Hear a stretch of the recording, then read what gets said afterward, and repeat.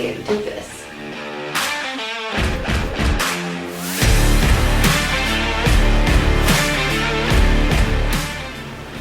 Can't be crying right now.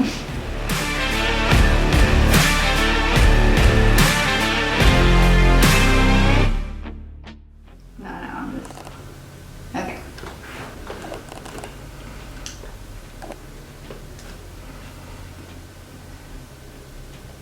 I never thought that I would talk about it, but here lately God's been weighing it on my heart that I have to tell my story.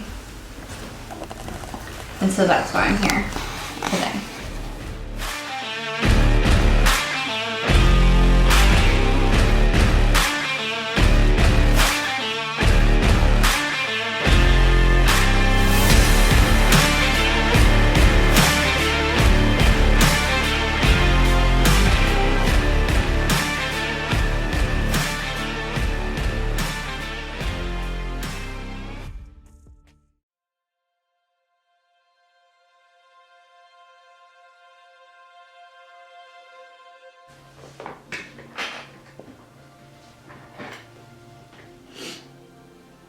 You look beautiful, actually. I'm not lying either. You really do.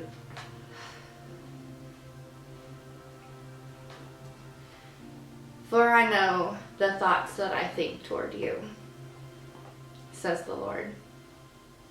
Thoughts of peace, not of evil, to give you a future and a hope. Then you will call upon me and go and pray to me, and I will listen to you. And you will seek me and find me, and when you search for me with all your heart. And that's what I did. That's when I finally figured it out. It just took a really, really, really long time to get there. Because alcoholism runs in both sides of my family. Not everybody has it. It's definitely skipped a lot of generations.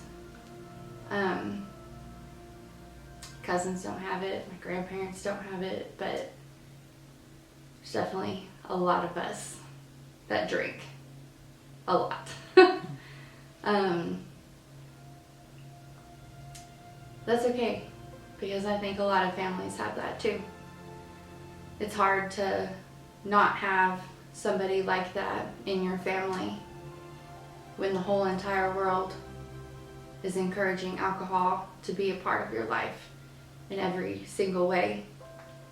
We have alcohol at baby showers and weddings and wine Wednesdays and everything, and so even though not everybody has a problem with alcohol, and that's true, not everybody does, but when you do have an issue with it, it's very hard to control it in a world that loves it, that's obsessed with it. And I'm here today to tell you how God turned my life around from alcohol. And it's been really freaking cool. So, there's no doubt in my mind at all why I'm an alcoholic. Like I said, my family, I come from generations of alcoholics. Growing up, my early childhood wasn't the easiest. It wasn't the worst. Overall, I had a really great childhood. I have good parents. My grandparents are amazing. They're everything to me. Both sides of my grandparents raised me as a Christian, and I'm very, very thankful for that.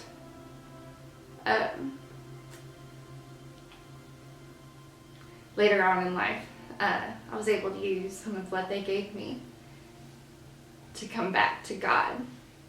And it's really cool that I can remember that they were there for me my whole life, that God was there for me. my whole life. My parents were divorced when I was around 5. My dad was remarried shortly after that. So I didn't have another mother figure for a while. She was awesome. She was a good stepmom. I still love her to this day. They got divorced probably when I was 12, and I kind of became mother of the house, so to speak. Dad, being a single dad of 2 girls, that was hard. For his side of things, he met my brother's mother. I was probably about 15, and my brother, my half brother, he's awesome. He came around 16 years old, and I got to hold him like a little baby all the time, and he's really special to me too. As far as my mom's side of things, she met my stepdad probably when I was about 10. And they've been together ever since.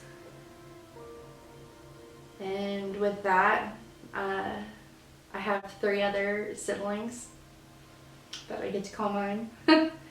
And my mom and my stepdad had my other brother, and he's a great kid too. Really is. We're all a little strange sometimes. Myself included. Like I said, growing up wasn't always easy, but it was fun. I have a fun family. There's always something to do, and there's a lot of us, so there's always something going on.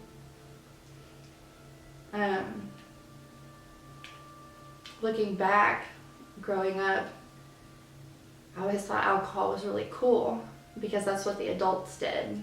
And as a kid, all you want to do is grow up and be an adult. You can't wait till you turn 16 because you can drive a car. You can't wait till you turn 18 because you can move out of the house.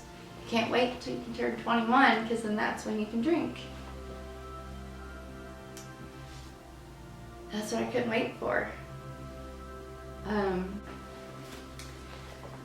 I can remember when I was a kid, this nurse made my dad some kind of liquor, alcohol drink that was supposed to be for colds and coughs.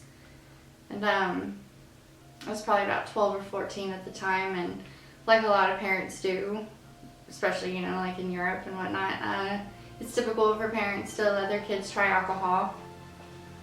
Of course, his intentions were, she's not gonna like it, and this is how she's gonna feel at parties and things like that, and don't ever get in trouble, don't drink this alcohol so that you're never, in these situations, that kind of thing. Like I said, all parents have their issues. My dad's a really good dad. And so much so that there's this one time, I don't remember, I was probably like 7 or 8. There's no telling what I got in trouble for, but he grounded me. Meant to, and sent me in timeout, and he put me on his bed. I wasn't allowed to do anything when I was in trouble, like most kids, obviously. And so he made me read a book, and it was called The Little Prince. For a long time, that book has been on my mind, and I never really remembered the story, but I always remembered that my dad made me read that book. And just recently I reread it, and it was really special because even though he might not remember it the same way that I do, I know that back then he was trying to teach me all these really cool morals that now I can appreciate as an adult. Specifically chapter 12, when the little prince is traveling to all the little planets because he's just trying to find a friend. He finds one in chapter 12 and he gets to that planet. And a drunkard is the only inhabitant of that planet. And he knew that that drunk was really sad. And so the little prince asked him, "Why are you so sad?" And the man answered, "Because I'm drinking." And looking back, it's crazy that God is even using my dad back then to kind of foreshadow how my life was going to be. And why that book has always stuck out in my head for some reason.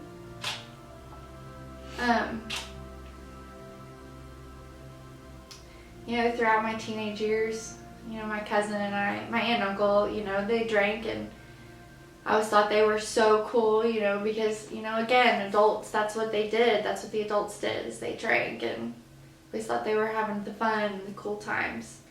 So, when my aunt and uncle and my cousins would, come visit, my cousin and I might sneak one of the wine coolers, and we'd go and stay in a little trailer, and we thought we were just the coolest kids.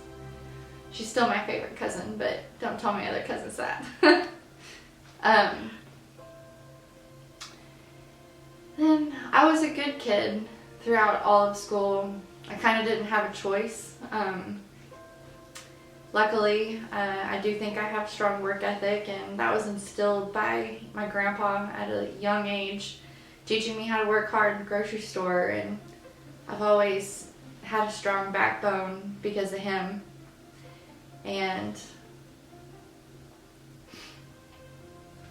when I got older, I was still going to church with my grandpa and my grandma, and God was still a big part of my life. But in the home church that I was growing up in, there wasn't a lot of kids my age.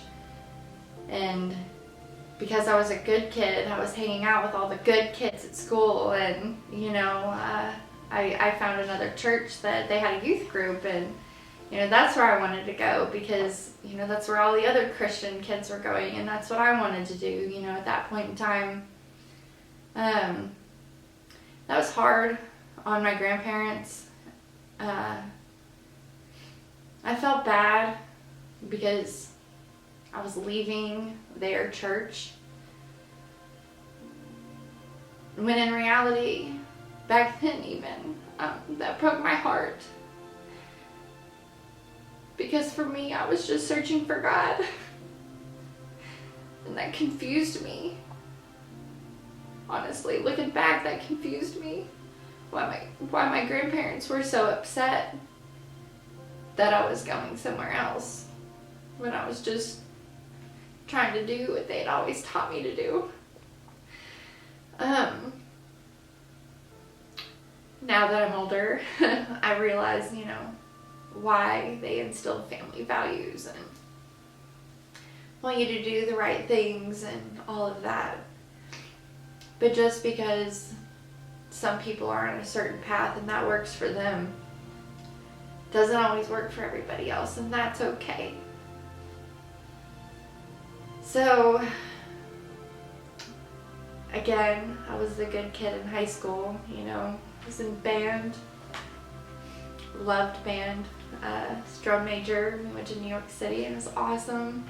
All the best memories.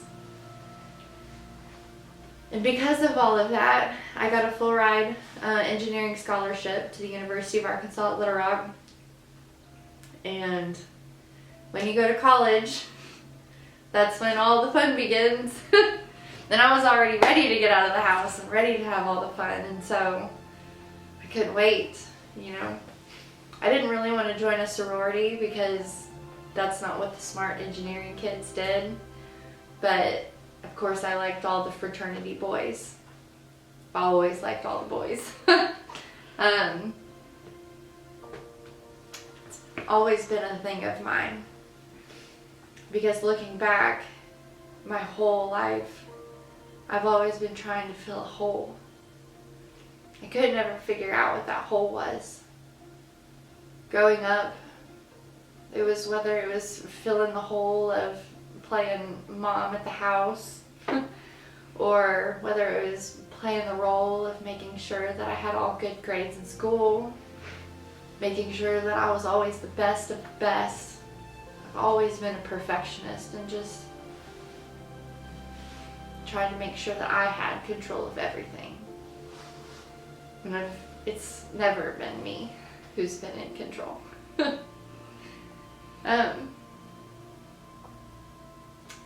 College was fun. College was a lot of fun. Drinking in the beginning was fun. Until it wasn't. Of course, like most alcoholics, and I guess most people in general, I switched my major quite a few times.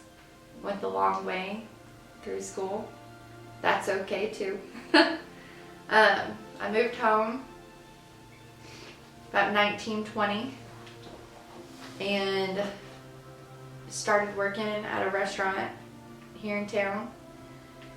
It was a fancy restaurant. It was the fanciest restaurant I'd ever worked at, and the bar was so impressive. They had like $200-300 bottles of wine, and in 2009 that was really expensive, so I was just so impressed. And that's what I wanted to be. You know, I wanted to be the fancy people who could go out and buy the really nice bottles of wine, and I aspired to be the business person, those people who could go out and do that. And so for me, alcohol was always, you know, up on this pedestal, and it was like what you wanted, and it's what I always meant for. I thought I had to have it when I was drinking. I thought it made me prettier. I thought it made me cooler. I thought it made me more fun. It brought out my confidence, because now that I've been working on it, I've realized that I always thought I was so confident and I had all this self-esteem, but it was always me running from the fact that I didn't have any of that. And I was using alcohol to cover up the fact that I didn't have that. Because again, I've always been searching for something that was trying to fill this hole. Whether it was my broken family, or bad grade in school, or a boyfriend broke up with me, or I got with a cute guy but maybe he wasn't for me, and then I had to make the wrong decision, and life's just been really weird and funny sometimes. But anyway, as I was going through college and figuring out school, I ended up in Jonesboro, Arkansas, and going to Arkansas State University. I, again, had switched my major, and at that point I was in the art program, and I was drinking heavily, but again, I was in college, and so all the people I was working in the service industry, and at that point, you know, everybody all gets off work at the same time, and then you can all get off work, and then you can have your after shift drinks and roll your silverware, and we were all hanging out. And that's the thing, is I love people, and I love being around people, and I love talking to people and sharing my stories with people, and it's truly what makes me happy. Seeing other people's face light up makes my heart happy. And I think that's why I've always tried to find connections. I can specifically remember this day in art class.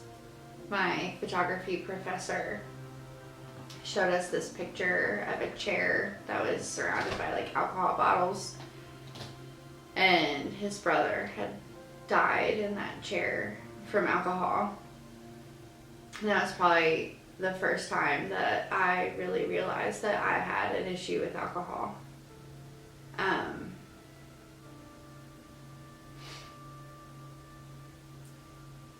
I was struggling in my classes at that point. Not necessarily falling behind, but just not giving my best work, not giving my best effort, procrastinating all the time, because I constantly wanted to be going and singing karaoke and going and having fun, and obviously all of that included alcohol, because like like I truly believed. I thought that's where all the fun was at.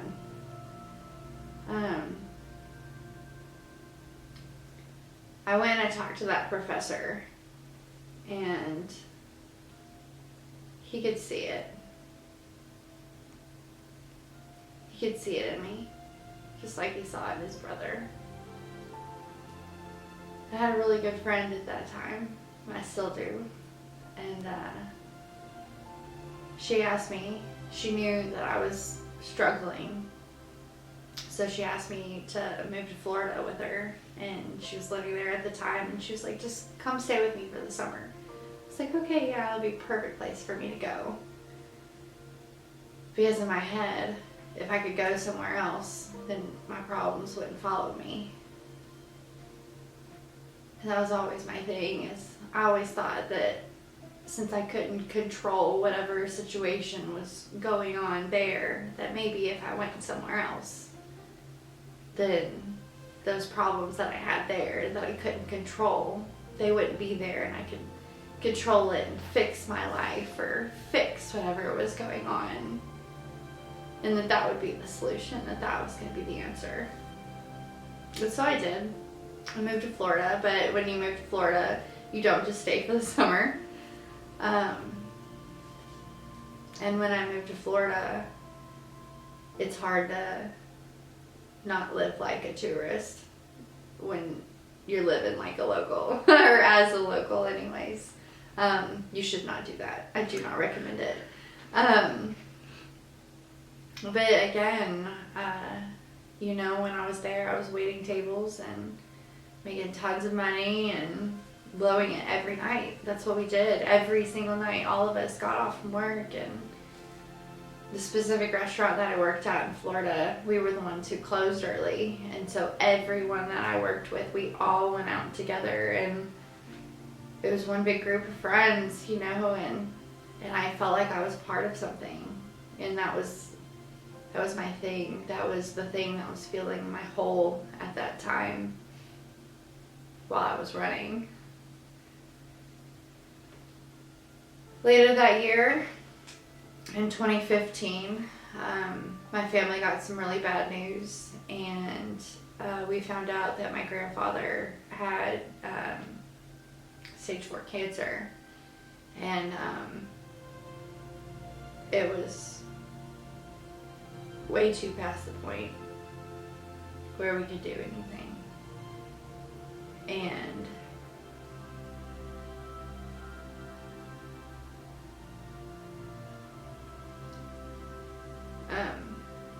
he passed away in December, and my mom had called me and told me, is something in my heart, just like that something in my heart had always been telling me there's something always there. I needed to move home. And I did. And in 24 hours from the time my mom called me, I was home. I packed up everything that I had in my little 1-bedroom apartment in Destin and drove home. And didn't tell anyone I was coming, just I knew I needed to be with my family. I planned on moving back to Florida. That was the plan, but you know, God's got jokes. And the beginning of 2016 is when I met my ex-husband. He was a good guy.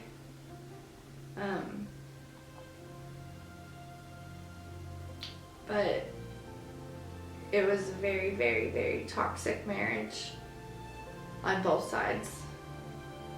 I definitely have all of my own faults too. I can remember on our very first date, he was like, you want a shot of Crown Apple, you know? And I was like, heck yeah, like, you know, this guy's right here, yeah, he's right up my alley. Like, if he's drinking, it's okay if I'm drinking too, you know? Because it's always better to, like, have somebody there to do it with you. And, it was rough for a couple years, you know? We could easily split a fifth daily. Easily. And we both knew that we had problems. We both knew that the alcohol was the driving issue in our relationship and what ultimately ended up destroying it. While we were together, like I said, he is a good guy, and so he wanted the Leave It to Beaver family and the white picket fence and the 2 kids and all of that. And with me coming home to be with my family, I kind of thought that was like what I was supposed to be doing and why I came home and everything. And so even though that's not who I am, and that's fine, completely fine for people who are, I try to put myself into a mold that isn't me. And because of it, I felt trapped a lot.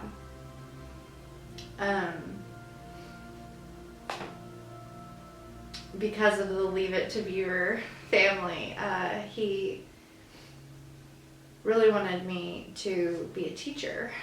Because when you're a teacher, you get all your summers off and all your weekends and all of that, when that is absolutely not the case. Way to go, teachers. Like, much respect. I actually did. I ended up going back to college and I got my art education degree through Arkansas State. And I was proud of myself. And I had accomplished my bachelor's degree. I was getting married. I just got hired. I was a brand new teacher. And I still couldn't figure out why I still had this hole. There was always something that I couldn't figure out. I kept feeling that. Even though I had all of these accomplishments, there was still something not there. And so I used alcohol to fill that hole. Because when I drank, I didn't feel like I had to deal with the reality that I didn't really want to be a part of.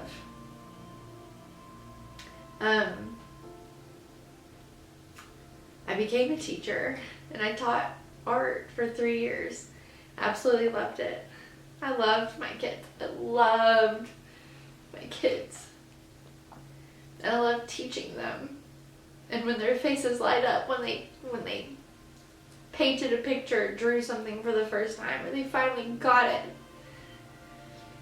that's the part that I loved. But the whole time that I was in it at that point in my life,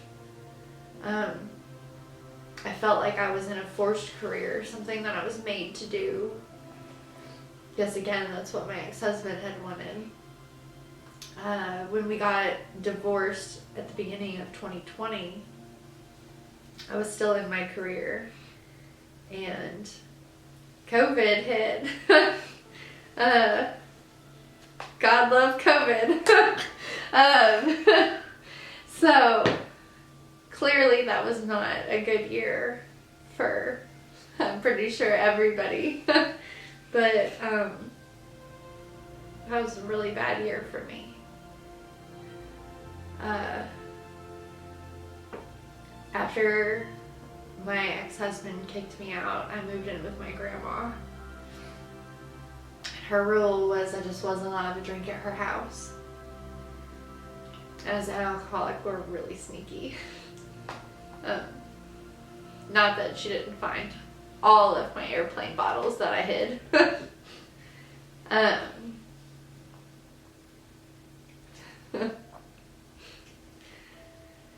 Anyway, alcohol definitely messed up a lot of the relationships that I had in my family. It burned some bridges, not all the way, but it wasn't fun for a long time. And I could feel my body getting sick. I could feel my mental health getting sick. Every day, I felt more and more depressed, and like I didn't want to do it anymore. And at that point, the alcohol was the only thing that made it feel better, because it made it numb. And I didn't have to deal with any of that anymore. When in reality, it was just making it all worse. I know that now. Anyway, after everything got pretty bad, later that fall, I tried getting sober.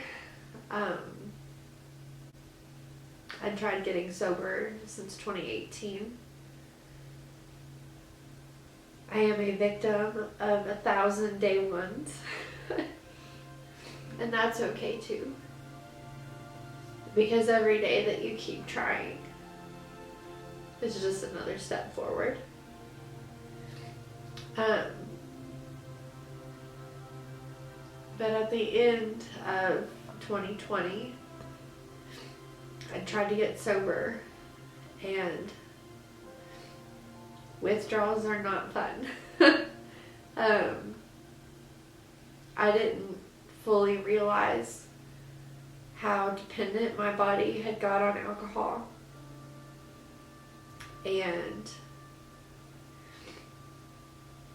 I got to see the bad sides of withdrawal. The hallucinations that your body goes through, where you really can't tell the difference between what is real and what is not when you're sober and you haven't drank, because your body is detoxing from alcohol, is terrifying. And in September of 2020, I was about 2 days in when the hallucinations started really getting bad. Hearing things that weren't really there.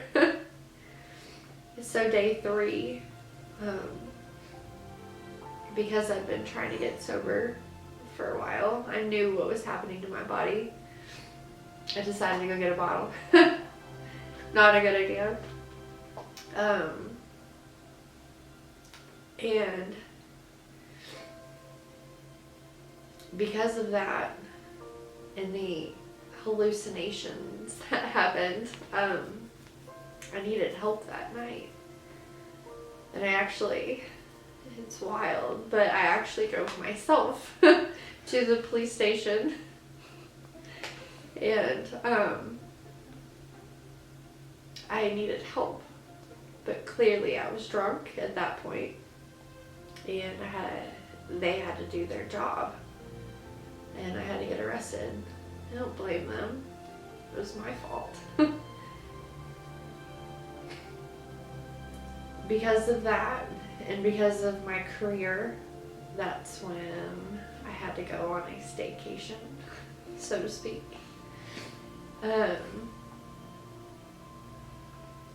I went for 28 days, and I learned a lot. By the end of it, I really didn't want to be the 98% that relapse. Because of my perfectionism, and because I've always wanted to control situations and everything like that, I wanted to be the top 2%. That was me, that was my goal. I had every intention of making, excuse me, of making that happen. That's not how an alcoholic's brain works, though. I knew I had a bottle of wine waiting for me, hidden under my bathroom cabinet. And I drank it the day I got out. And because of my career, I was put into a program that they monitored my drinking. Like I said, alcoholics are sneaky. I thought I had it all figured out. Because again, I think I always have control of everything. And in the end, alcohol won. Because it always does. Until you turn it over. And at that point, I thought I lost everything. Marriage, job, career, everything. Family, I thought they hated me. I hated myself. I didn't want to look at myself in the mirror anymore. And it took from 2021 to all the crazy party nights and drinking and then chasing guys again and doing it all over again, the full cycle, just like it always comes back.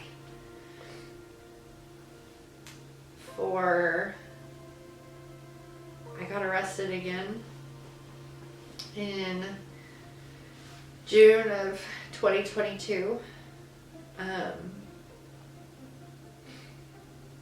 And at that point, I was just like, well, this is me. My town knows me now. They know me as the drunk. They know me as the alcoholic. My community that I love and support, and they support me, and my community is such a big family that I just felt like I let everybody down. And it wasn't really the case at all, but after that I got sober for about a month. But really that was just because I knew I had gotten in trouble. Nothing had really changed at that point.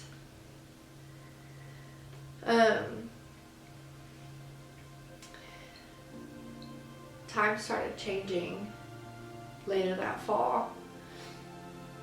And I could feel something working inside of me. I knew I didn't want to continue being this person that I had become.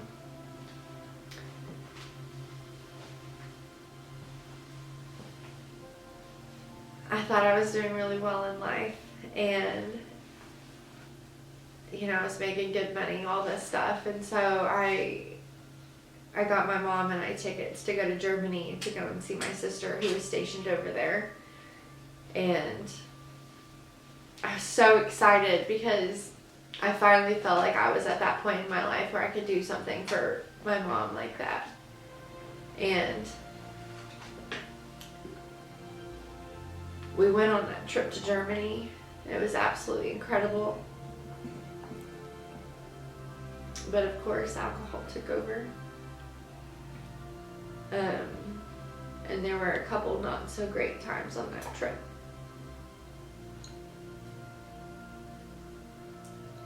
That was probably the first time that I realized how much of an impact my problem was impacting my family. And I realized how much I'd hurt my sister. And I knew I didn't want to do that anymore. The thoughts of really getting sober this time had already been started. But at that point in my journey, I was trying to come up with reasons as to why to stop. Because I couldn't stop because I had a problem. I needed to stop for another reason. I needed an out. I needed something to tell people. Not hey, I'm an alcoholic, so that's why I don't drink. If somebody was asking me, hey, why don't you drink? It wasn't, oh, because I had issues. It was, at that point, I was starting the 75 hard challenge. That was my goal. That was the end all, because it's one of the rules. When you do the 75 hard challenge, you can't drink for 75 days, and that was going to be my thing. So I was starting to start the journey.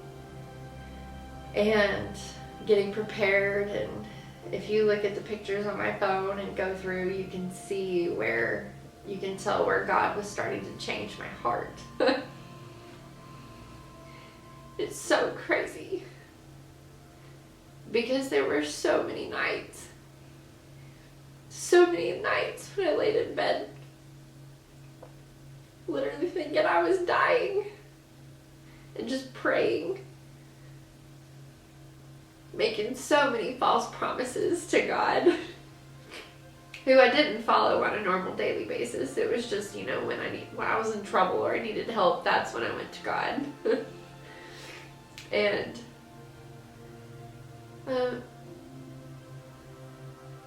I would always beg him, like, if you'll just let me get through this night, I swear I won't drink the next day. I swear I won't drink the next day.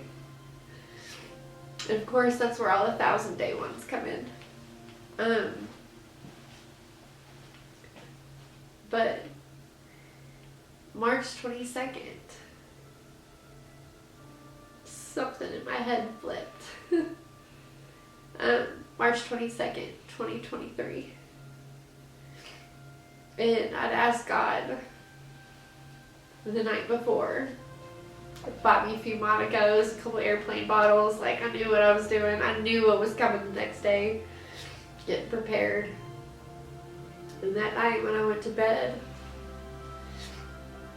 I was just like, God, I need help.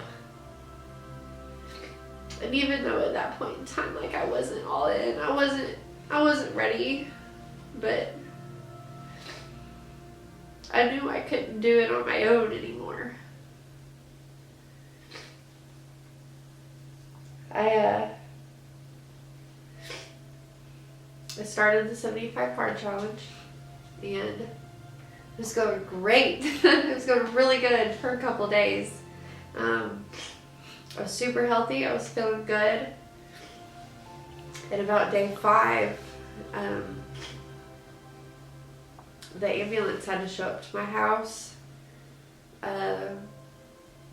because I'm a control freak, I guess, so to speak. I've had extremely high blood pressure since I was a teenager, and the high blood pressure is what landed me in the hospital.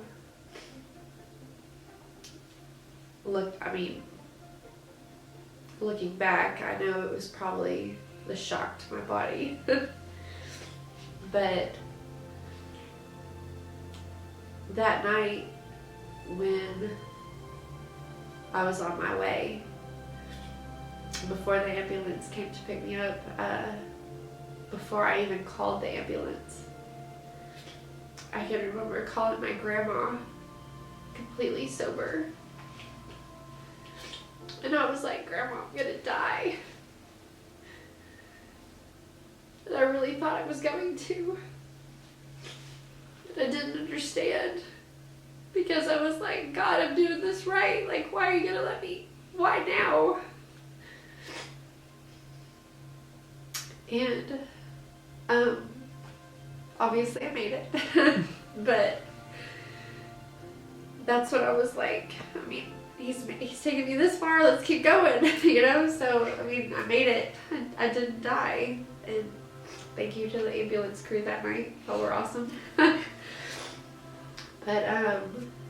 anyway, after that, I was just like, game on, okay? I could do this. I was getting healthy. I was eating right. I wasn't drinking.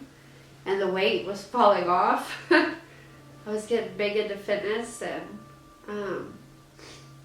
surrounding myself with all kinds of positive people. And then I about 4 months into my sobriety journey, I went to a concert in Springfield. Random concert. I'd heard a Casting Crown song on the radio a couple months before, and I knew that I wanted to see them. I wanted to see them really bad live. I didn't care who went with me. I just knew I wanted to go. There was a reason I needed to be there. That trip is where I met my best friend. And the backstory is crazy, but while we were there, Kane opened for them, and I got to hear about Emily Kane's sobriety story. And right then and there, I knew God was talking to me. At that point, I was like, I know He's talking to me. But I still just wasn't fully convinced because, like I said, I have to have full control of my life. I'm the one doing it. I'm the one getting myself sober. Even though I have this big support group, my community, my whole town supports my sobriety. Even though at this point I'm still not talking about it.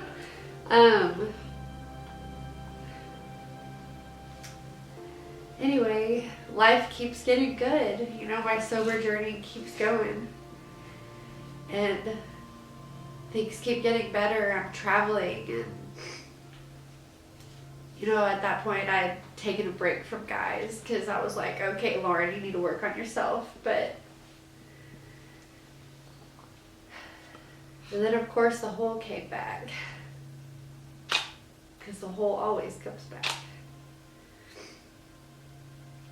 So, you know, I was always on social media, always, you know, searching for what people were doing, you know, just like we always do. Everybody does it. You know, I downloaded all the dating apps on my phone, every one of them. Trying to search for that right one, you know, trying to fill that hole. And in January 2024,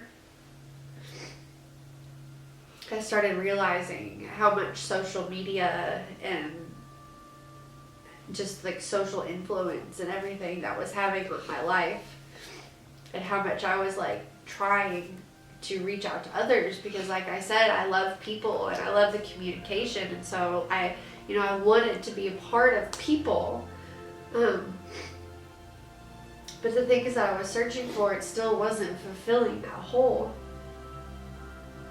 And in January, I was like, you know what, I'm done.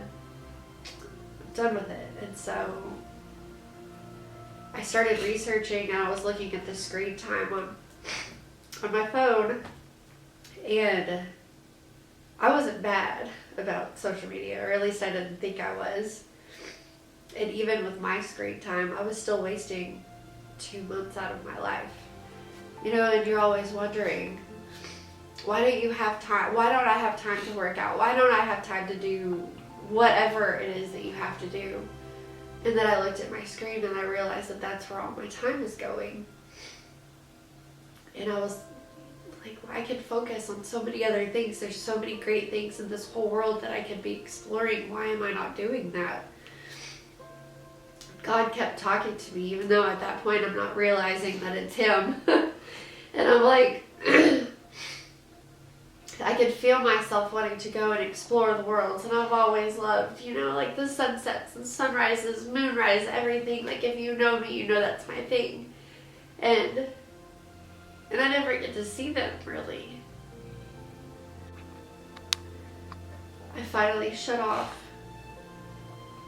all of my social media on January 31st, and I created for myself Facebook free February and other social media platforms.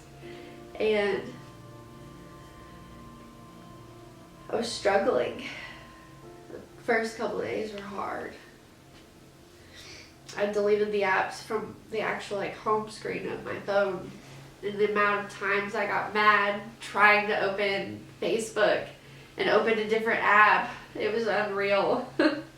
I couldn't believe how mad I was that social media wasn't there anymore. And then of course I was like, well, if that's controlling me, the dating world probably is too. And why can't, you know, I don't know. What do I keep searching for? I keep searching for something. So I deleted all those too. And just, I cleared out everything. And I got quiet. It's funny what happens when you get quiet.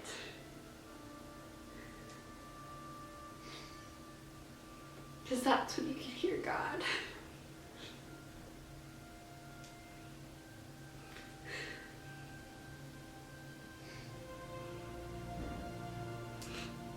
Things were going pretty rough for a couple weeks of my life. I was heavily thinking about alcohol, and even though I wasn't drinking, the thoughts were a lot more. You know, we all have things that we're doing in our lives that keep us busy from day to day. And at that point even, I can remember I was quoting scripture even though I wasn't like full on game for it. I was like, well, you know, if the devil can't make you bad, it'll make you busy. And that was my thing, you know, and I was like, fine, you know, whatever. It was more like, let's blame the devil. Let's, you know, whatever. Let's not thank God for all the blessings that he's doing literally every day. It was such a backwards way of thinking. And then I turned off everything from my phone, all my notifications, everything. For some reason, without going into all the details, for some reason the number 831 kept coming up in my life. And on February 3rd, after shutting off everything, I opened my phone and I was like, why is 831 keep showing up in my life? I'm a numerology person. When I looked it up, what popped up on my phone was the words, I love you.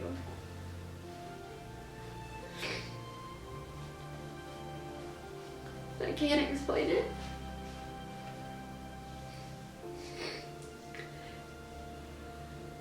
It wasn't like a person.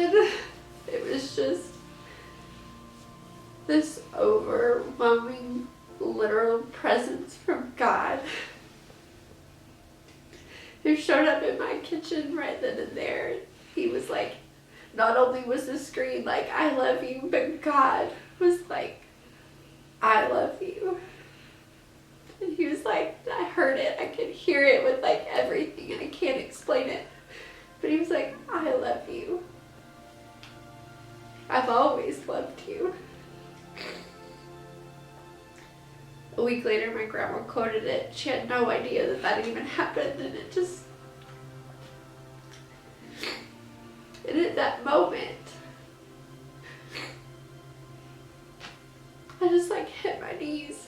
I was crying because I realized that that hole that I'd been trying to fill, all the guys, all the alcohol, all the chasing new locations, chasing everything.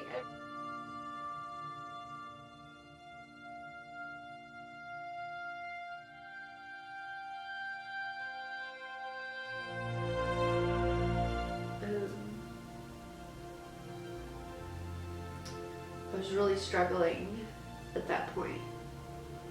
At the end of January, and got through a financial thing. You know, everyone goes through financial things, everything. And for some reason, the number 831 kept coming up in my life, and I couldn't figure it out. And I was like, why is 831 kept showing up? And I'm a numbers person, and so I looked it up, and at about 4 a.m. on February 3rd, I was curious, so I looked up on my phone 831 meeting, and when it did, it popped up, and the words I love you came across the screen. And at that moment, see, it's not here.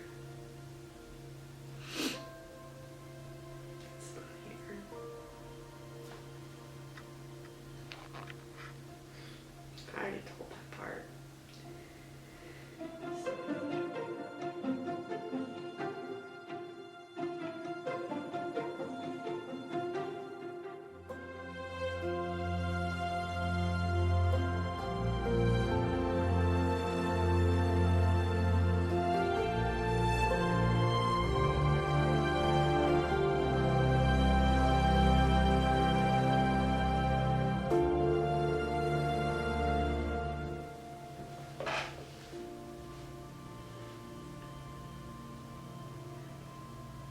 funny how the devil works in your life.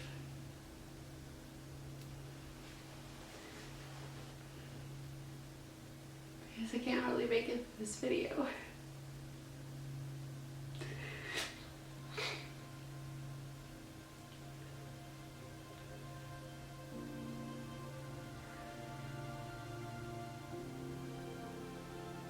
I just want to tell everybody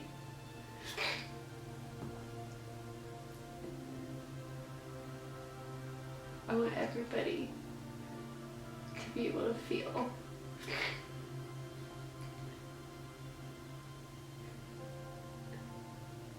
what I felt in my kitchen.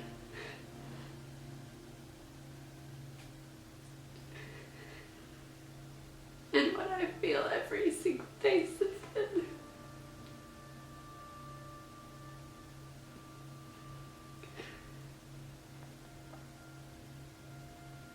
Because even those stupid SD cards fill up. And we have problems every day. God's still there. He's my story.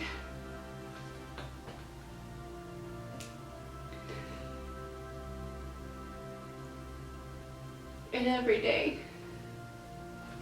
I get to wake up knowing that He's on my side.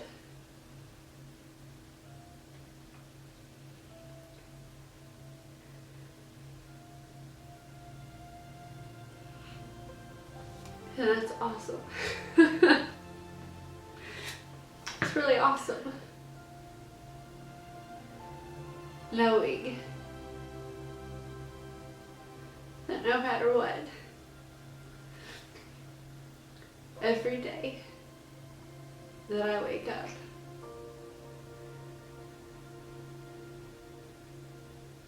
and live more like Jesus,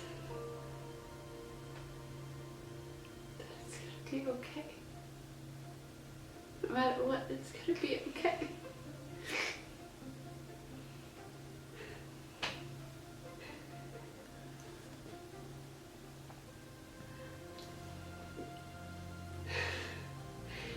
Because it's just like when the disciples were on the boat going through a stupid storm. And Jesus was just in the back of the boat sleeping.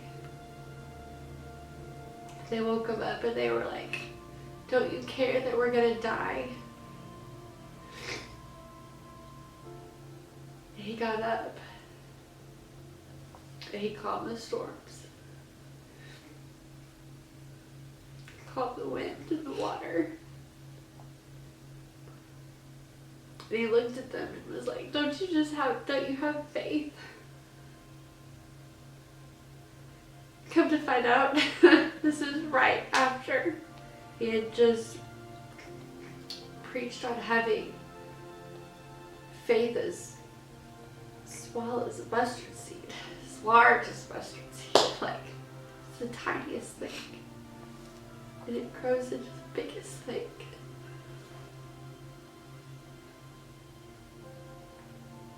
Even when the devil tries to mess up your video, or he tries to mess up your life, if you're having a bad day, at the end of the day, it doesn't matter.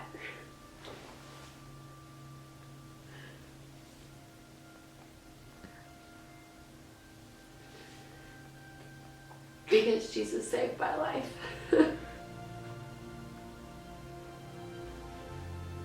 And without him, I couldn't have done any of that. So here we are, 1 year sober. And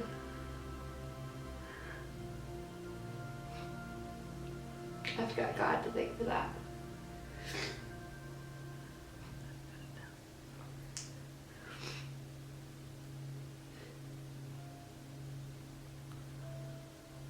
I hope you find him too.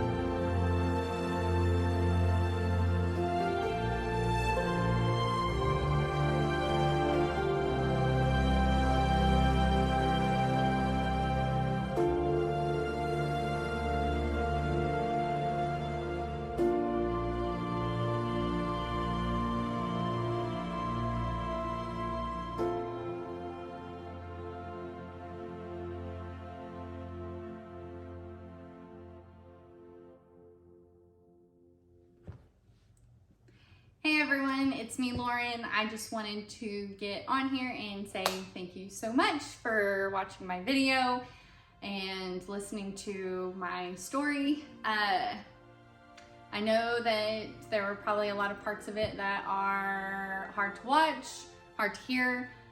Trust me, I understand that completely. It was very hard reliving the past. And I think that that's an issue that a lot of us deal with. And I think that's a big part of the reason why God called me to share my story. If we're not communicating about it, we can't fix the issue. So anyway, I just wanted to say thank you to Nicole and Dallas Daniel for helping me record my testimony video, and thank you to all of my family and my friends and our community and just everybody who has helped support me in this journey. This has been the most incredible year of my life. Number one thank though, all of y'all, all the community, all the friends, family, all of that, like, y'all are amazing, but I absolutely could not have done it without God. When I had my big wake up call, that He really did it for me. Every single day I wake up and I'm just in awe and amazement at how awesome God is. And the more and more I try to walk like Him, like we're supposed to do, the more and more I just feel like I'm on the right path, and life has just been so cool. And if I can share part of my happiness with you and, you know, maybe help you through your journey if you're struggling in the same ways that I did, or a different addiction, because, you know, it can be addicted to anything at all. So anyways, if you need help, reach out to your helplines, reach out to a friend, family member, therapist. I've done it all. Either way, just reach out. Communication is key, and you're never alone. With God, you're never alone. So anyways, thanks again for watching my journey, and see you soon. Bye.